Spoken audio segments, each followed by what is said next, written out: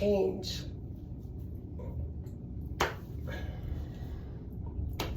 Hey girl.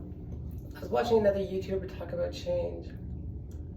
Change is a very interesting thing.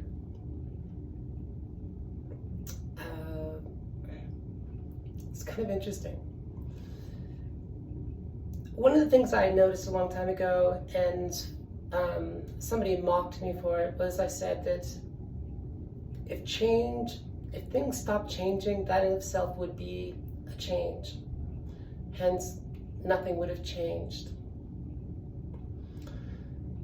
Were things to never change, from that point on, that in itself would have been a change. Conversely, were things to not change and something changed, that again would be a change.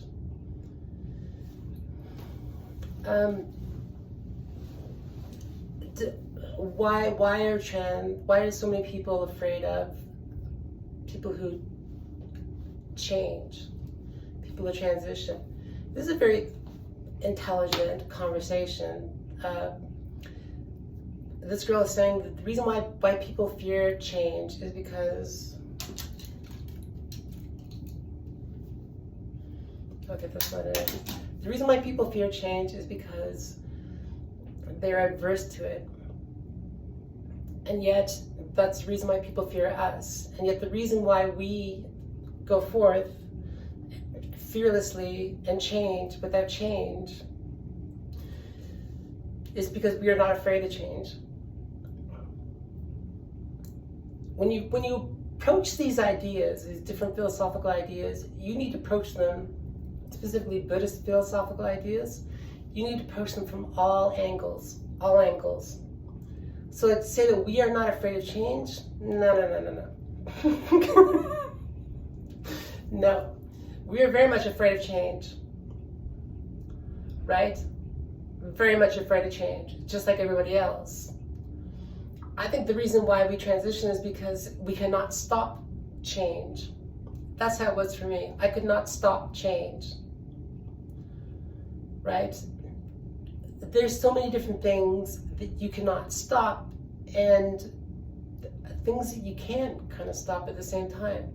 But then you get lost in the philology of language. So for example, life and death. You know, like Plato talks a lot about, in Plato's Republic, towards the end, he talks about reincarnation. It's this idea of people chasing things. Very much like the idea of people chasing something like transitioning. So people are chasing, there are these people who have like souls, who are chasing these very different things and seeking and clinging and aversion and are going through change, in the process of attempting to change, right? That is a becoming and a becoming and a becoming, like a life after life after life after life after life, right? So what is it that never changes? Maybe there is one thing that never changes. They say the Buddhas of the 3 periods of time all have the same understanding. That understanding never changes.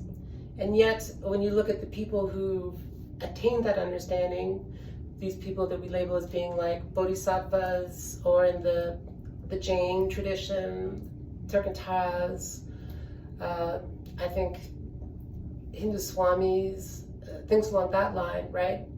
Where they talk about things like mind, you know, this kind of root kind of idea where everything kind of like stemmed from ancient East Indian philosophy, which may have stemmed from ancient Greek philosophy, ancient European philosophy, or there may have been cross-cultural pollination from people like Alexander the Great and whatnot. And again, more change. Cultural fusion, more change. What culture is not changing or ever changing? All cultures are changing, right? All races, you know, what is there to race for? Because all races are all perpetually changing. You know, the very nature of someone like my existence is as a result of a mutation. Why do the general populace fear. People who transition change. Something as simple as a change of attraction, you know, so it's like there's a straight dude's attracted to women. Straight dude sees a girl who transitioned. Straight dude is attracted to a girl who transitioned, right? And maybe the genitalia is again an acceptance of change, which does not necessarily necessitate straight dude becoming gay dude. Right? No more than if straight dude was attracted to trans girl because she's missing an arm.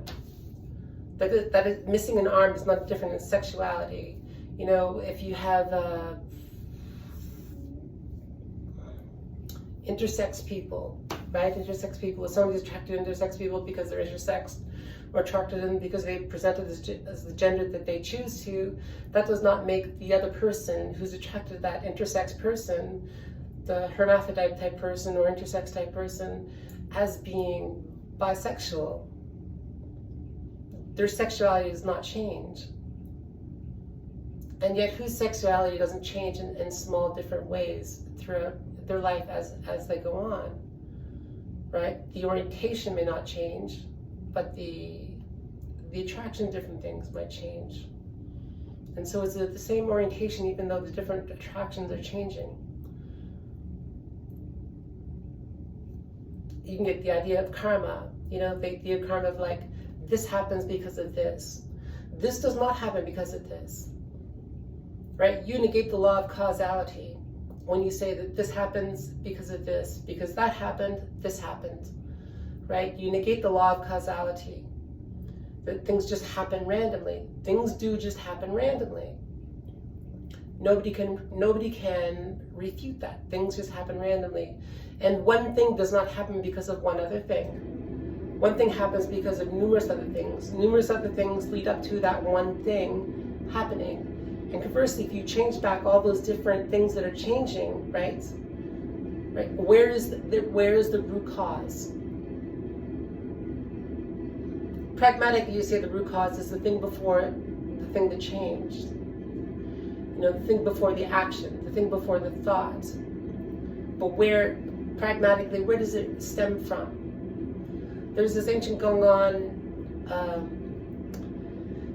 about show me your original face. Show me your original face before your parents were born. Right? Because you can say, I look like my grandfather.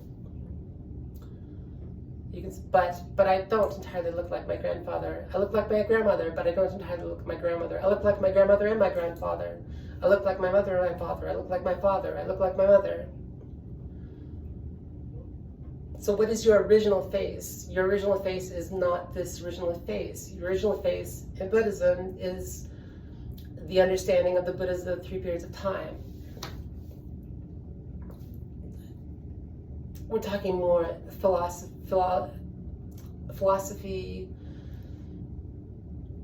sometimes metaphysically, metaphorically, analogously, on, right? These are all gray areas of banter, of charm banter.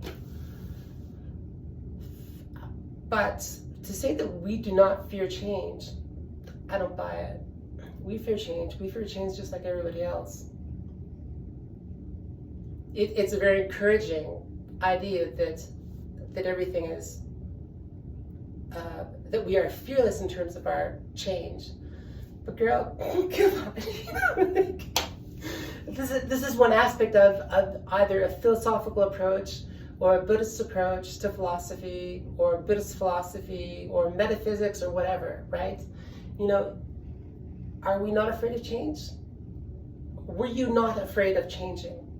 I was absolutely petrified of changing. I did not want to transition. I did not want to become transgender. If I was going to transition, I wanted to become female, and I pushed as hard as I could to make it work. You know, and other people love to come and knock you down for it. Other people love and come and knock you down for it. But I think one thing one thing that goes beyond the concept of change is the concept of self, right? In Buddhism, we say things like, there is no self. Yeah. Okay. I understand what you were saying. I understand what you're saying. Well, but there is also very much a self, right? If there was not a self, there would not be a level of self-preservation. If there was not a self, we would not let the hungry beings starve to death in Buddhist chants, right? Who is it that observes the understanding of the Buddhas of the 3 periods of time? Who is it that observes the original phase? Who is it that knows the original phase? Right? Conversely, who is it there that is thinking before you are thinking? Who is there that is talking before you're talking? Where are these ideas and whatnot coming from? Right? Are you cognizant of am I cognizant of what it is I'm saying whilst I'm saying it? On occasion there's a little idea that comes up, but largely it's just, I'm just speaking straight from the heart. I don't follow a script. I just turn it on and I talk about what it is that I know. Or what it is that I don't know. Right? But I don't come up here and tell you that I know this, I know that, I know everything. I am the person you should come to because I am, the great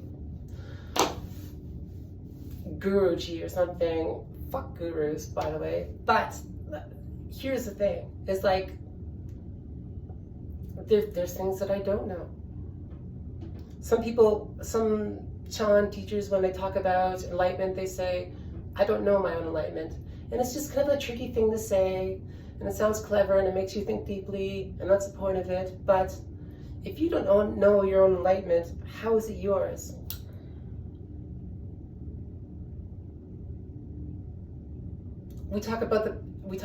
Sometimes I talk about culture, right? How do you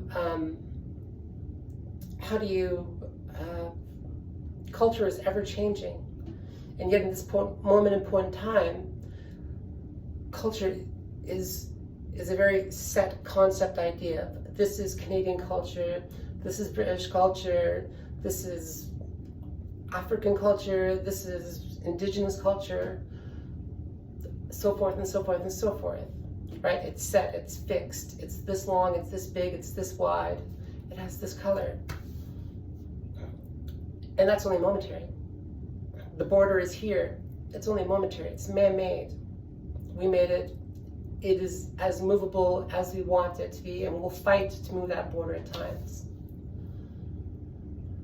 So to say that we do not fear change, I don't think that's a fair shake. To say that there is no self, I don't think that's a fair shake. To latch onto and promote dogma, I definitely don't think that's a fair shake, girl. You can call me Renzai, you can call me Lindsay, and not sort of adhering to the very more traditional Soto kind of roots that I have. Yet, I do not know that there was any point in like fixed wisdom, fixed dharmas. Through the Theravada tradition, it's very fixed. There's one Buddha, right? One Buddha, and that Buddha existed. Everybody else who follows in his footsteps are Arhatants, right? Yet it is not, these things are not fixed, right? They'll talk about like the 4 jhanas, but where is that changing point? Right? It's like climbing into a bathtub of water, the water rises, right? Where can you effectively say that the water rises and measure it exactly? Measurement in and of itself, right, is a discrimination.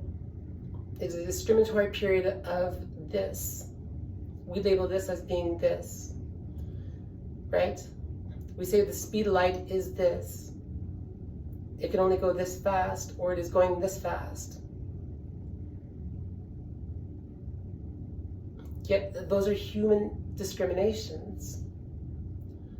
that is not saying that light doesn't move at a certain speed. But the measurement of it is discrimination. We talk about time. Time is very real. Time is very much a part of physics. And yet, we also say that, like, I say, what time? Time is a man-made discrimination. You look at different satellites. Satellites move certain distances, right? They keep various satellites at different distances in order to maintain the same period of time. And so how does that fit into the, where is this specific difference, specific distance? Where is this specific level of time? We have to alter these various different measurements in order to maintain something like a satellite network so that you can make a call on your walkie-talkie.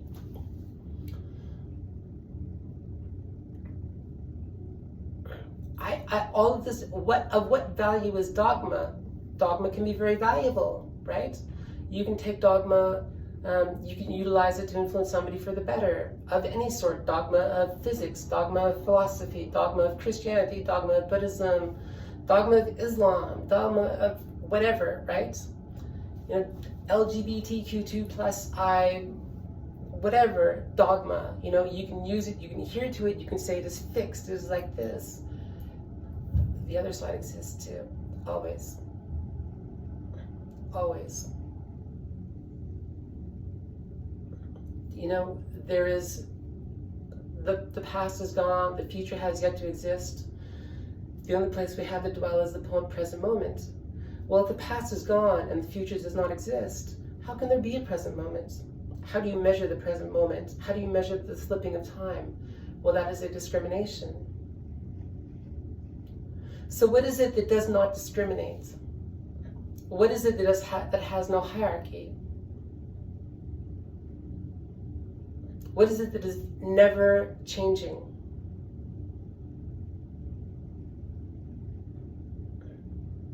What is it that is one complete altruistic understanding? What is it that you cannot describe?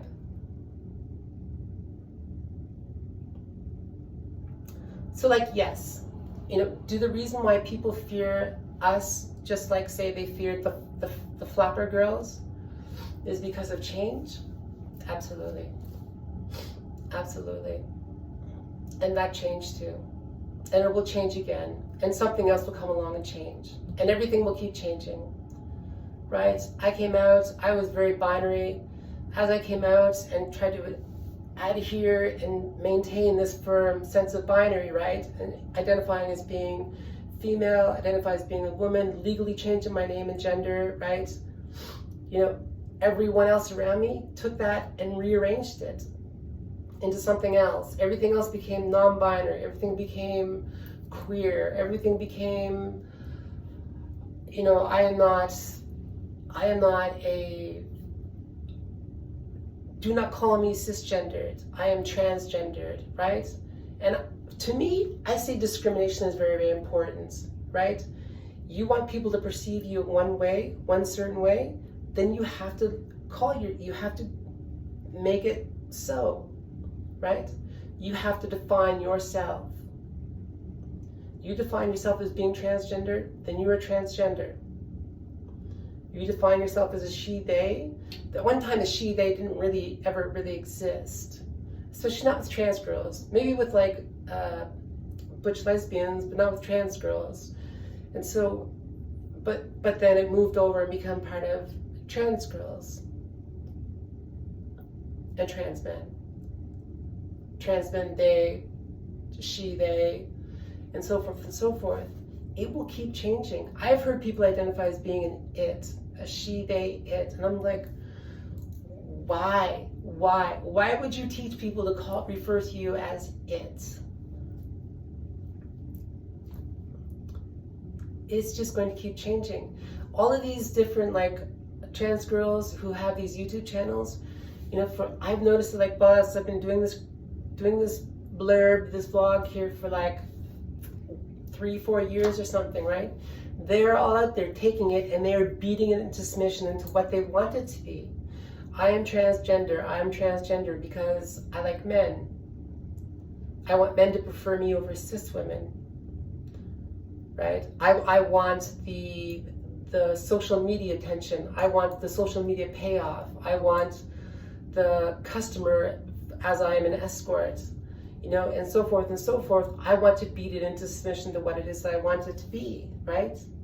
You take somebody like me, you know, who likes women, right? What do I want it to be? I am female. I don't even identify as being transgender. But yet, is that specific to just like gay trans girls and straight trans girls? No.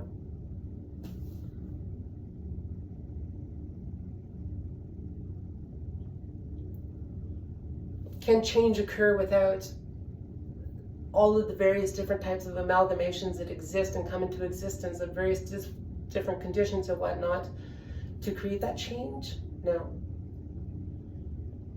And yet change happens just randomly. To say we don't fear change, right? Not a good idea.